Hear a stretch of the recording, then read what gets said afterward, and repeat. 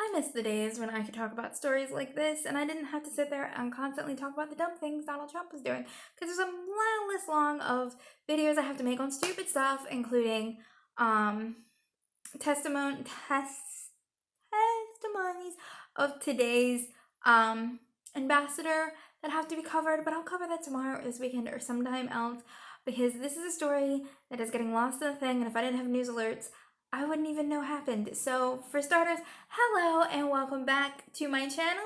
If you are not subscribed, hit that subscribe button. Also smash that like button because YouTube is stealing my likes and I'd kind of like to keep them. So the more likes you give me, the more they steal, it'll just even out. Because YouTube doesn't like it when I talk about things that are controversial. And I just did a series on Saudi Arabia. That's the epitome of controversial. But that's not the point. Alright, so what we're talking about today is a week ago, Saturday in New Orleans, the Hard Rock Cafe and Hotel collapsed. They had just put a pool on the top floor. It collapsed, killing 3 people and injuring 30. I've been looking into the story for a couple of days now because somehow or another it slipped my radar and my news alert until almost a week after it had happened. Welcome to the world of Donald Trump dominates the news cycle. But 3 are dead. 2 bodies as of today, as of my last checking of the local news channel, are still in the Hard Rock Hotel, just kind of there. Which is really sad. I can't imagine what those families are going through, knowing that your family member is gone and is now in a place where you can't get to them, you can't bury them, you can't give them their last rites of respect, which we as a human social creature have, designated as a social norm. So that sucks. The construction company had hired ununionized, untrained workers. There is video of the support beams not being able to support the weight of the structure before they removed the temporary supports. We have to talk about a couple of different things here. First off, companies should not be hiring non-union workers. Yes, it is cheaper, but workers are protected under unions. And that's for their safety, for the building safety. Everyone's safety in general is better under unionized workers. So they shouldn't have been hiring unskilled, ununionized workers. There's also rumors that they cut corners and that there's a lot of really bad things going on there. And it's costing the city $400,000 a day to maintain the site. It cost them $5 million to demo the 2 cranes that were precariously sitting on top of the building. One landed in the street and hit a sewer line. The other one landed where it was supposed to, I guess.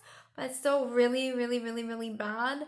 We are talking about a cleanup process that's going to take months because people cut corners. I mean, that's what it's coming out to look like. People cut corners. And when it comes to human lives, you shouldn't just be going around cutting corners to save a little money. And what really made me mad was when I read the Hard Rock statement, when they were talking about how it's going to take them 2 years and millions of dollars to get back on track, and you read several paragraphs down, that's when they talk about the 3 people that died and the 30 that were injured.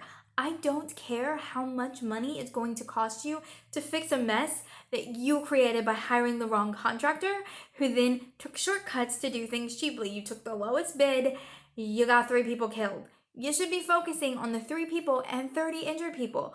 They're what matter, not your stupid hotel. But that just seems to be the problem with today, where people are just like, I don't care as long as I get the money. People matter. These people mattered. The injured mattered. Why are we not focusing on that? Why are we focusing on the money and the construction and everything else? I don't get it. Like I said, hire union. It is safer. It is better. when more information comes out about what actually happened, and I have more information, and I can say for sure that it was probably Corner's cut, which I genuinely think it is, then I will tell you what is going on. These are the stories that when Donald Trump is no longer in office that I look forward to covering. This story is something that needed to be covered and needed to be talked about, because it's not. I'm going to link the local news articles down below because they have a lot more and a lot more involved in it. And you can actually watch the demolition of the two cranes, which was actually kind of cool to watch. And I felt really bad about thinking that it was cool to watch cranes fall down off a building. I felt really, really bad knowing that there were two bodies in there, but I kind of enjoyed watching them go down. That was sorry. I'm sorry. But yeah, I will see you tomorrow maybe, because we still have to discuss Rudolph Giuliani and how he took $500,000 from Igor and Ivan. Alright guys, I will see you later. I only wanted to do 2 videos today.